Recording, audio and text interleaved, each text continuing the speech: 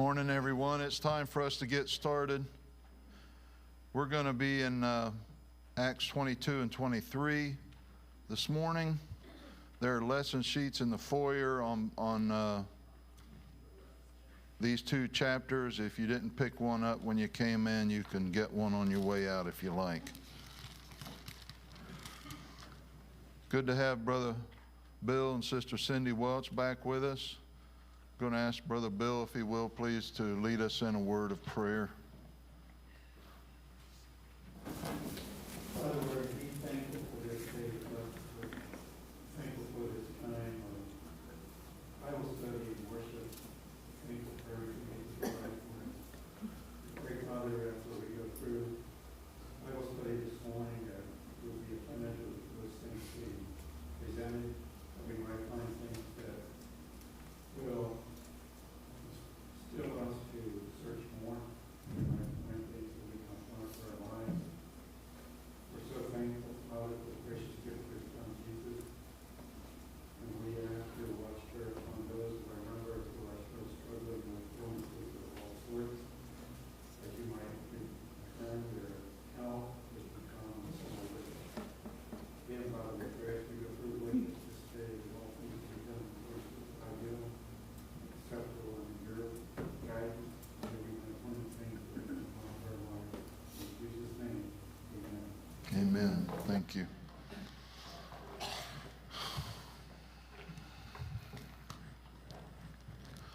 So as we wrapped up last week, Paul had finished his defense before that mob in Jerusalem that had just wanted to tear him to pieces. And Claudius Lysias, a Roman commander, took soldiers down to rescue him. And so when they got a little ways away, when Claudius and the Romans got him to safety, he motioned that he would like to make a defense to them. And he spoke to Claudius Lysias in the Greek language, and this kind of arrested his attention. And so then he spoke to the mob in the Hebrew language. I think it's a little bit significant because it's most likely that Lysias, the commander, getting him and Lydia mixed up, Lysias did not understand anything that Paul was saying.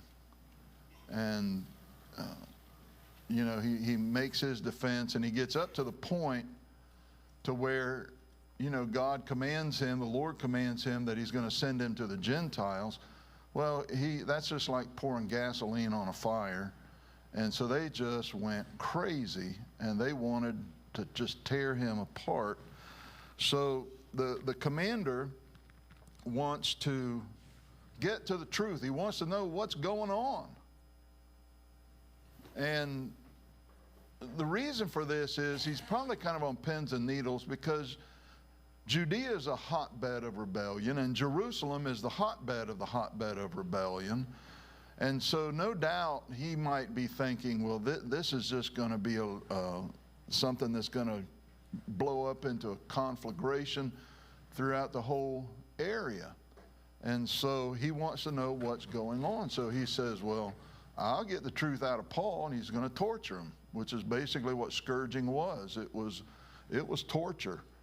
And so they bind Paul, and he tells those who are the centurion that's with him, he says, I'm uncondemned, and I'm a Roman soldier.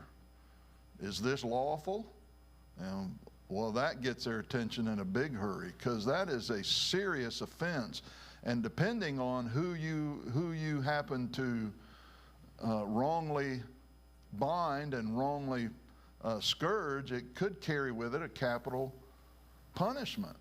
And so they are very concerned about this. And so the centurion goes to the commander and says, he's a Roman citizen, and they're just all terrified. The soldiers that have bound him, and the soldiers are about to do the scourging, they just back up. And so Claudius Lysias comes to him and, you're a citizen. I had to pay a huge sum of money. Paul says, I was freeborn. And so that's even more serious, a freeborn citizen. And so, you know, Paul could have made a lot of hay out of this. I mean, he could have threatened to bring charges. He could have brought charges. But, you know, this never comes up again. Paul never brings this up again, you know, as far as, you know, getting his revenge. And why is that? Is that Paul's chief concern? That's not his chief concern. And so they're afraid. In verse 29, they're afraid because they found out that he was a Roman and because he had bound him. In verse 30, it says, the next day, because he wanted to know for certain why he was accused.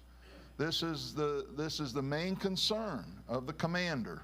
He wants to know what is going on here. So if there are charges to be made, legal charges to be made, especially now that he's a Roman citizen. See, now that they know he's a Roman citizen, they are bound to protect him. They owe protection to him because he's a citizen. And of course, you know, Claudius Lysias will really stretch the truth in his letter to Felix, you know, making himself look good that he was just protecting Paul because he was a citizen. But we know that's not the case. So he commands the chief priests and all their council, that'd be the Sanhedrin, to meet, and then he brings Paul down and sets him before him. Well, Paul knows exactly what's going on here. I mean, with the Jews, that is. And he knows he's not going to get a fair trial. They're not going to give him a fair hearing. Well, let's pause here just a moment in verse 1. He looks earnestly at the council and says, men and brethren, I have lived in all good conscience before God until this day. Well, when you go back to the previous chapter in verse 3, how does Paul describe his life before being a Christian?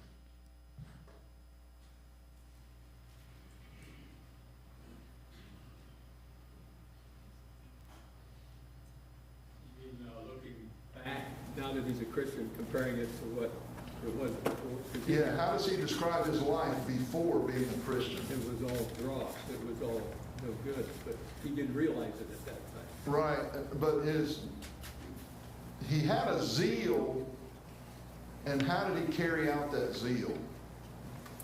Persecution. Persecuting Christians. And so his life before becoming a Christian was persecuting Christians. But was he doing that in good conscience? Yeah, go back to 22 and verse 3. Look at what he says. I am indeed a Jew born in Tarsus of Cilicia, but brought up in this city at the feet of Gamaliel, taught according to the strictness of our father's law, and was zealous toward God as you are today. So he had the same kind of zeal for God that they had. I think he's kind of buttering them up a little bit. It really wasn't zeal for God. Perhaps for some it was a zeal for God to, you know, want to kill him. But Paul says his life before, he had a great deal of zeal. And he did so with a clear conscience. So, you know, are we going to believe, should we believe what Jiminy Cricket says? Let your conscience be your guide? Is that a fair, is that an accurate gauge for moral and spiritual conduct? Our conscience. And if so, why? And if not, why not? A conscience is a valuable thing if it is trained correctly. A conscience will keep a person from doing wrong and help them to do right if their conscience is trained correctly. But Paul's conscience was trained so that he believed he was doing a right thing when he was persecuting Christians. And so, just because a person has a clear conscience, well, that doesn't necessarily mean everything's okay. Just because they're sincere. I don't doubt, when a person is doing wrong, or they're in a wrong religion, or they're in a denomination, I don't just automatically doubt their sincerity. Most of them are very sincere. But is it possible to be sincere and wrong? Remember the husband and wife team that was teaching and preaching all this idea on the side today? You need to be brought up to present level. That's right. For example, this chapter 19, latter part of 18 and 19, you have Aquila and Priscilla and Apollos. Apollos thought he was doing what's right, but he had to be taught more accurately. And so, when he's taught more accurately, what happens to his conscience? Well, it changes, and it modifies to meet the correct truth.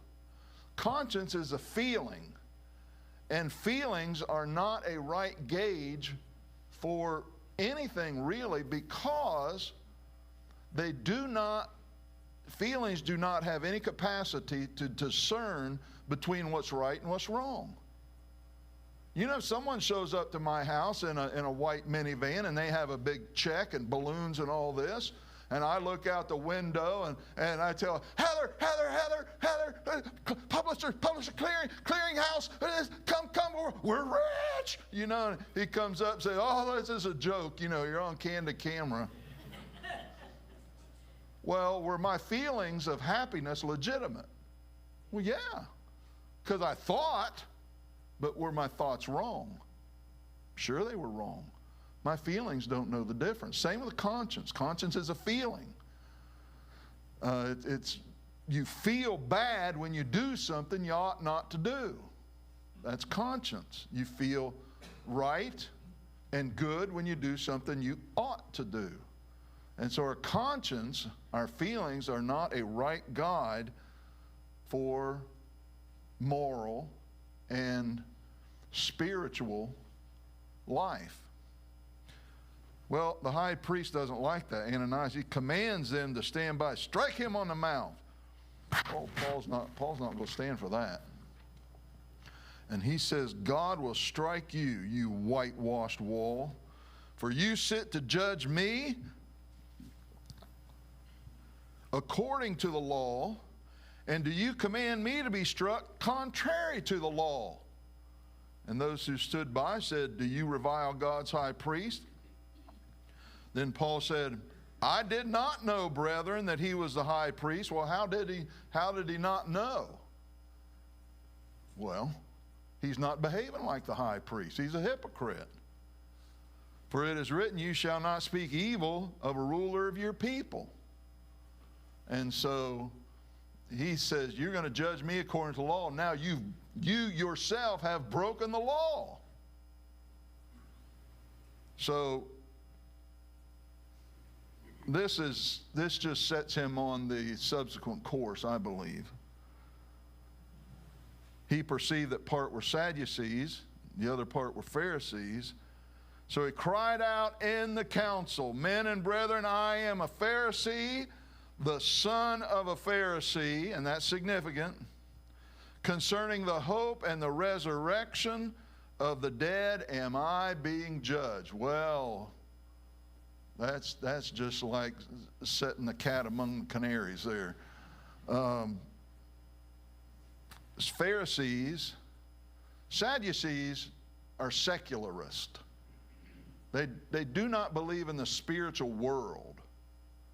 They're the elitist of their day. They're the secularists. They're the rich and the powerful of the Jewish nation. They mostly hold the positions of power in the Jewish nation, in the Jewish religion. The high priests were always Sadducees. It had been that way for decades, if not centuries. And so they did not believe in the resurrection. They did not believe in angels, nothing spiritual.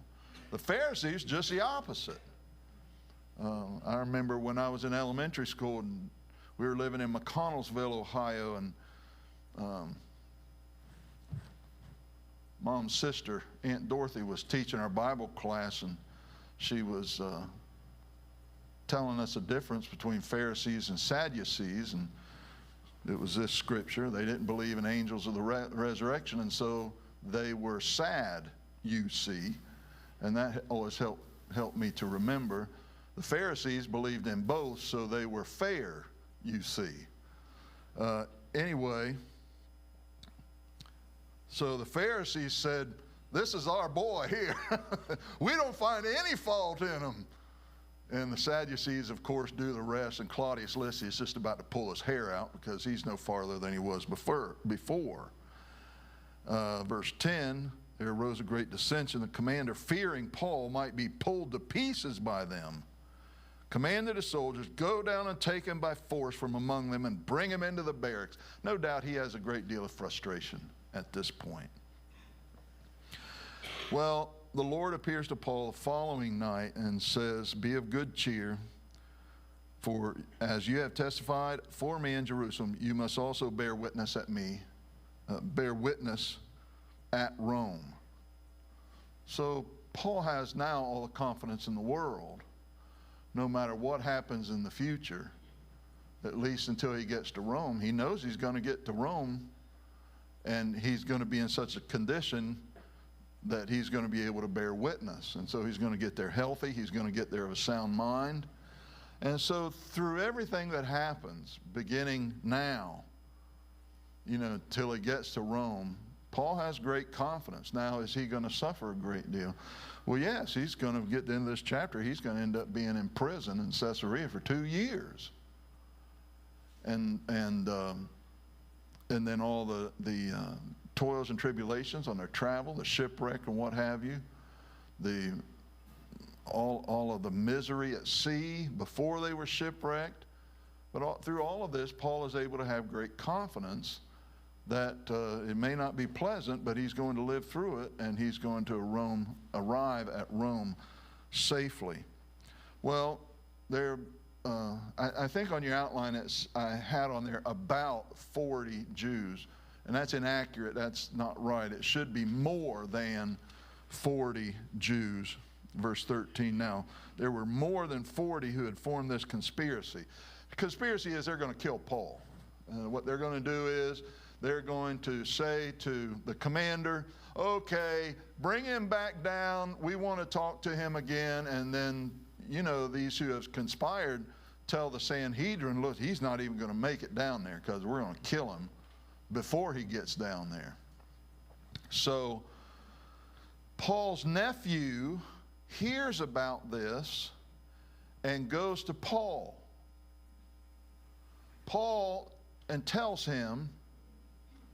Paul calls a centurion and says, or the soldier, I don't know if it says there, verse 7, he calls one of the centurions. And he says, take this young man to the commander, for he has something to tell him. Notice that Paul doesn't, nor his nephew, they don't say anything to the centurion about this conspiracy. Take this young man to the commander. Took him to the commander. Commander takes him off to the side so only he and the boy can hear each other and can't be overheard. And the boy tells him about the conspiracy. The commander says, okay, don't tell anyone that you have told me this. And so far, how many people know that the commander knows about the conspiracy? 3. Paul, his nephew, and the commander. Now, anyone will tell you a great element in any type of military maneuvers is the element of surprise. And knowing what someone else doesn't know, intelligence. I want you to notice what Claudius Lysias does. Verse 23, he called for 2 centurions, saying, prepare 200 soldiers, 70 horsemen, 200 spearmen to go to Caesarea at the 3rd hour of the night. That'd be, I guess, about 9 o'clock in the evening. I think their evening started at 6 p.m. I'm not sure whether they would be on Roman time or on Jewish time. But anyway, it's in the night to where not a lot of people are going to know what's going on. And provide a mount to set Paul on and bring him safely to Felix the governor. Why is Claudius Lysias so concerned with Paul's safety? He's a Roman citizen. He's a Roman citizen.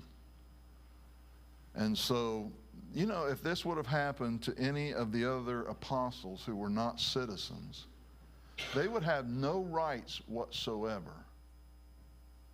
And, you know, they would have no compunction of conscience at just, you know, beating one of them to death, scourging him to death. Many people died as a result of Roman scourging. It was not uncommon for a scourging to be so violent and severe that a person's entrails in their rib cage were actually visible as a result of the scourging. I mean, it didn't just lay stripes on a person, it would peel off flesh and muscle to where a person's insides were visible. So, I said that to say this.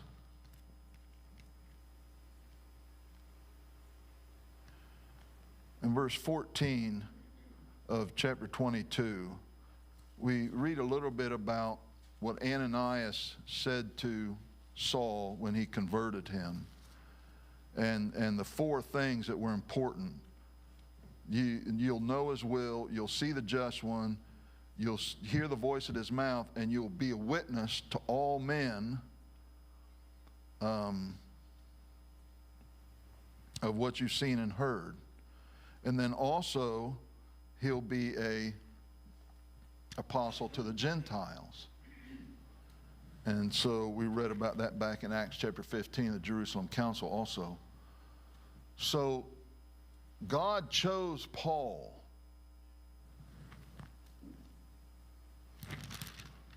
Something just popped in my head.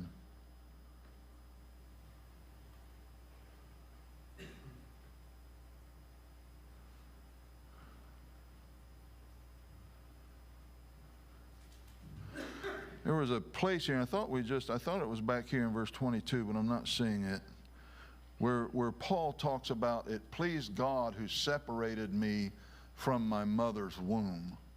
I thought that was here, but perhaps not.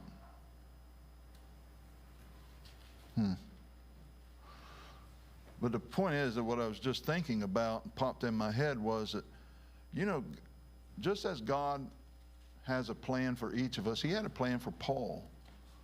From the moment of his birth, God separated him from his womb. He had a plan for Paul.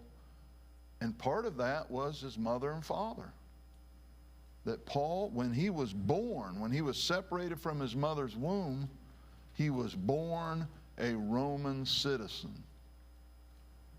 And now, how many decades later, does that play into God's purpose in his life? And it just leads me to help me understand that we may not understand a lot of things in our life. Why things happen the way they do, why we are the way we are. But, you know, God has a plan, and he can use each one of us with our uniqueness according to his plan. And the most important thing is that Paul had a zeal toward God, that we need to have a conscience and a heart that wants to serve God, and then let him direct that in the right way. Sorry, I'm getting off track here. So he's going to make a great show of force. How many Jews? A little over, more than 40. Okay, so between 40 and 50. So how many does Felix? 200 soldiers. These would be common everyday foot soldiers. Then you have 200 spearmen. And then 70 horsemen. And no doubt Paul on a horse right in the middle of the 70. Now, if you're one of these 40 and you see that and you're thinking, I'm out. Charles? I'm not going to interrupt, but you were talking about being separated from the womb. Taking to the web, it's Galatians 1:15. Oh, okay. Galatians 1:15 it says, but when it pleased God, who separated me from my mother's womb, to call me through his grace to reveal his son to me. Okay. I preached him among the Gentiles. Galatians 1:17, that's when he's 15? Galatians 1:15. 15. Thank you for that. So Galatians chapter 1 and verse 15. You might want to make a note of that. In chapter 22, maybe verse 25 or 25 to 29, maybe write that down, Galatians 1:15. That kind of remind us about the providence of God and Paul being born a Roman citizen.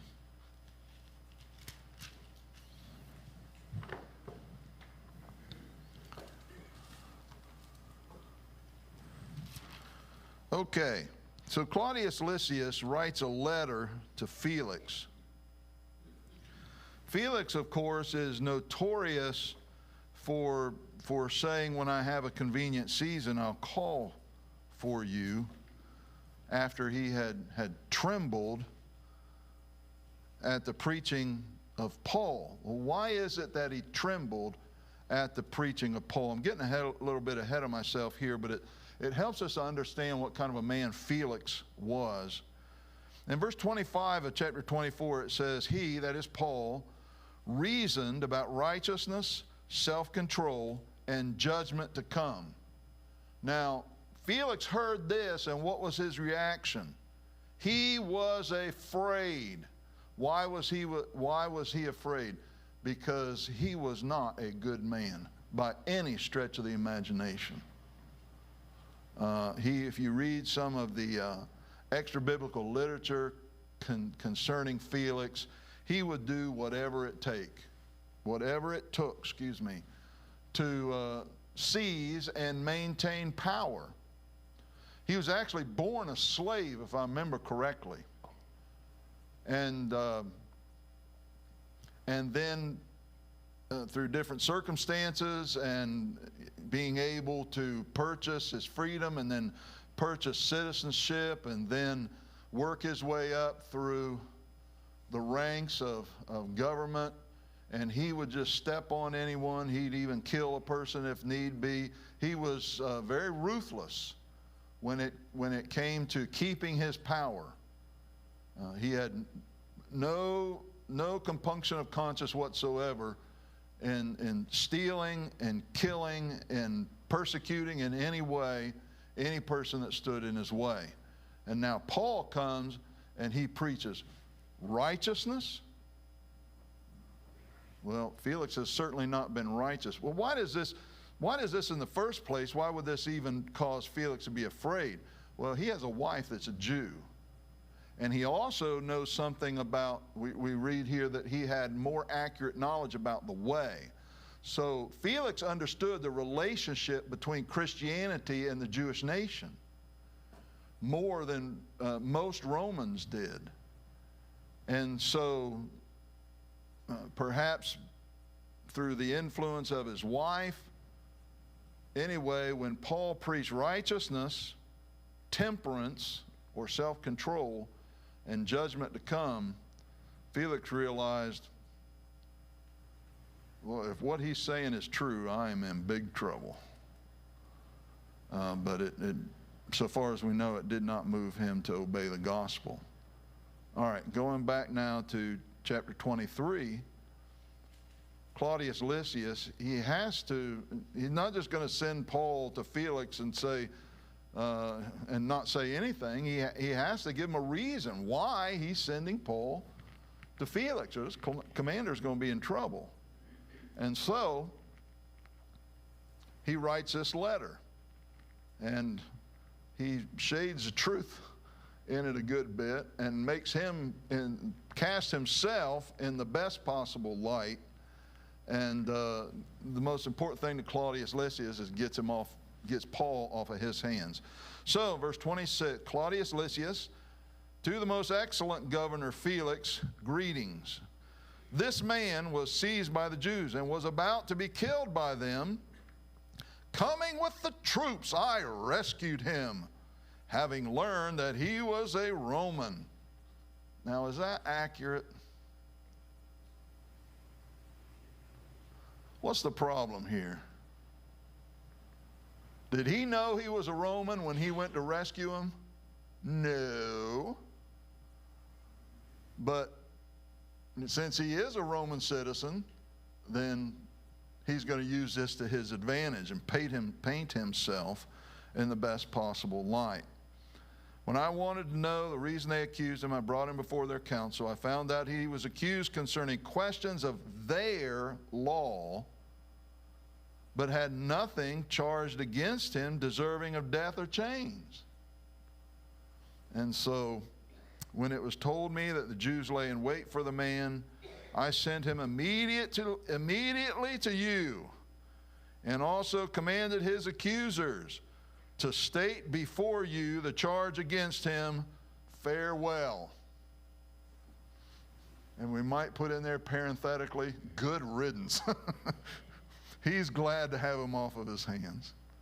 So the soldiers take him to Felix. Part way, most of them turn back, and then it's just the horsemen that take him to Caesarea.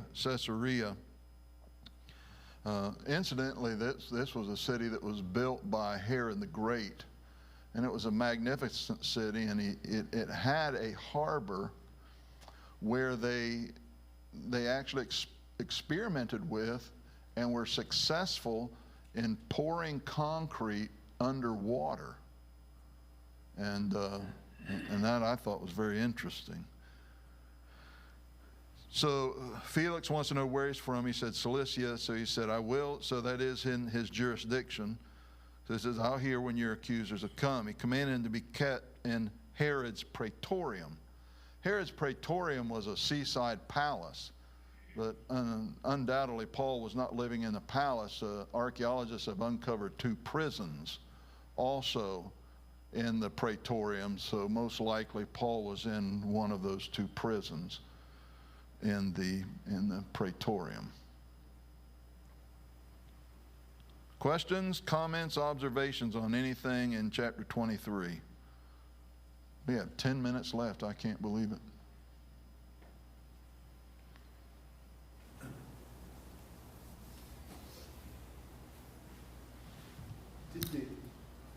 Didn't the high priest, back when, I think it was verse 5, didn't they wear special clothes that Paul would have known right away that he was the high priest? Probably. But you're saying that because of the way he talked, Paul didn't recognize him as the high priest?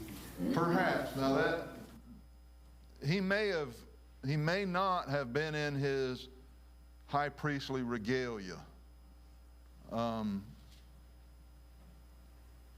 But there are some that say Paul knew he was the high priest, but what he's doing here is actually calling him a hypocrite.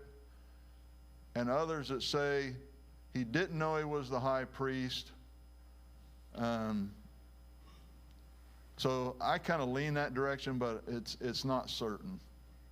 Yeah, I'm sorry, I should have made that clear earlier.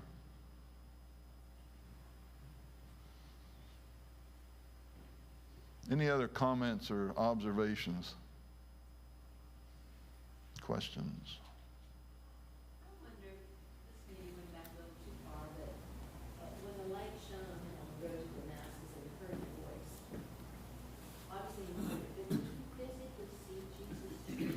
Yes. I did see that. Yeah. And this is,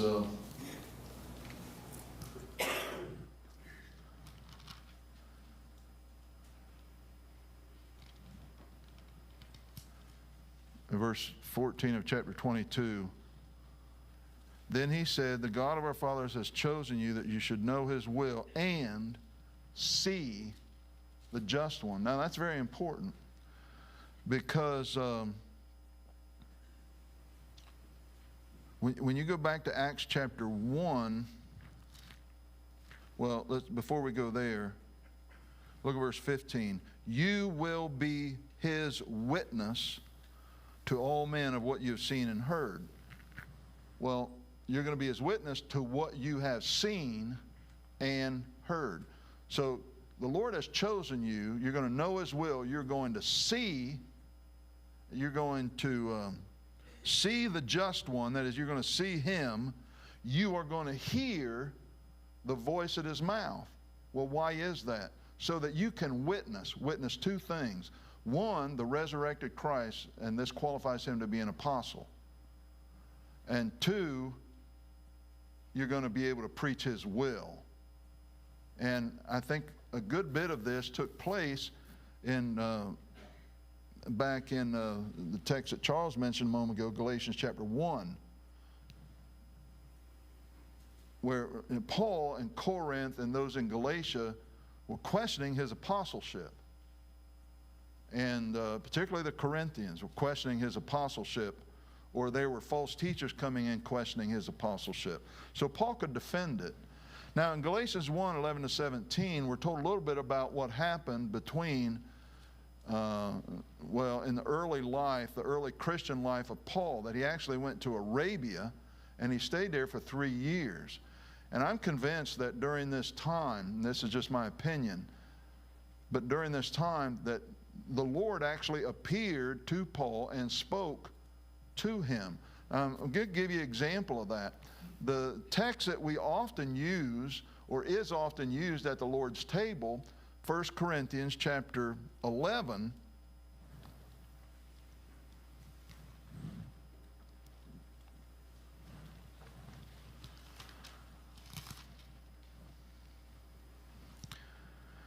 look at 1 Corinthians chapter 11 and verse 23. For I received from the Lord that which I also delivered to you. So, when Paul says this, when he writes to Corinth about the Lord's Supper, he was not there when the Lord instituted the Lord's Supper. But you'll notice if you have a red letter edition of your Bible, that you actually have here in verse 24 and 25 red letters. So what did Ananias say to Paul? You're going to know his will, you're going to see the just one, and you're going to hear the voice of his, you're going to hear his voice, you're going to hear him. And so the Lord appeared to Paul and spoke to him. And Paul then records his letters here, quoting him. Take, eat, this is my body which is broken for you, do this in remembrance of me. The Lord told that to Paul personally. Same thing in verse 26. And so this is why he says in verse 23, I received this from the Lord, and then I delivered it to you. Dave? In 1 Corinthians 9:1, Paul speaking there, he says, am I not an apostle? Am I not free? Have I not seen Jesus Christ our Lord? And then in chapter 15, verse 9, says, why the least of your apostles will not want to be called apostles because I persecute God. So that is He said, and he says in there, he talks about the witnesses. He was seeing of Cephas and me last of all, I think, but I'm not sure what verse.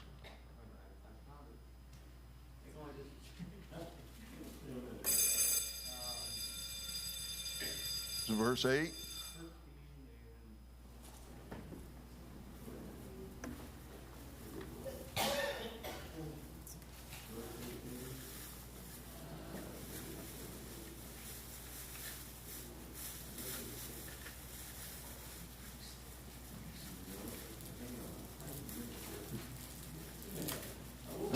15, verse 8, verses 7 and 8. You might be looking in the wrong chapter.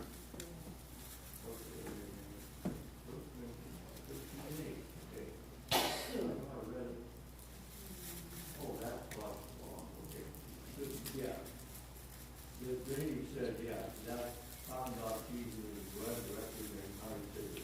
Verse 7, after that, he was seen by James and by all the apostles. That says, last of all, he was seen by me also. Like a born out of due time, I think is what he mentions there. He says, I have seen him. That's right. And so it kind of gets back to, you know, he did see him on the road to Damascus. He saw him personally, and I strongly believe that he saw him even after that, probably during that 3 years in Arabia and who knows when else. He had, now this is mentioned. You go back in chapter 22, in verse 17, it says, now it happened when I returned to Jerusalem and was praying in the temple that I was in a trance and saw him saying to me. And so this is in a vision, but Jesus is speaking to him. But he saw the literal resurrected Christ. I think in this incident it was in a vision, but on the road to Damascus it was the literal resurrected Christ. Otherwise he would not be qualified to be an apostle. Does anyone have any other input on that?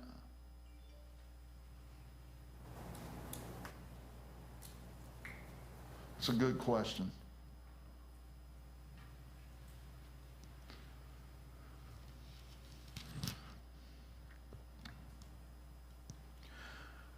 In chapter 24, we'll start next week, but this is Paul's trial. So far now, Paul has defended himself.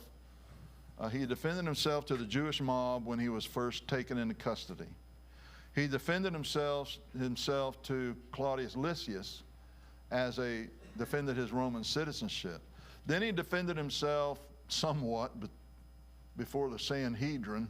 I don't know that we could actually call that a defense, because he just kind of used the strategy of divide and conquer there. So let's throw that one out, and we'll just say defended himself before the Jewish mob. He defended his citizenship before Felix, and now he's going to defend himself before Felix. And at first we're going to see that they bring a man with him called Tertullus. He's an orator. I think there are probably some other words we could use to describe him, but we'll be kind and gracious toward him. I might call him a used car salesman.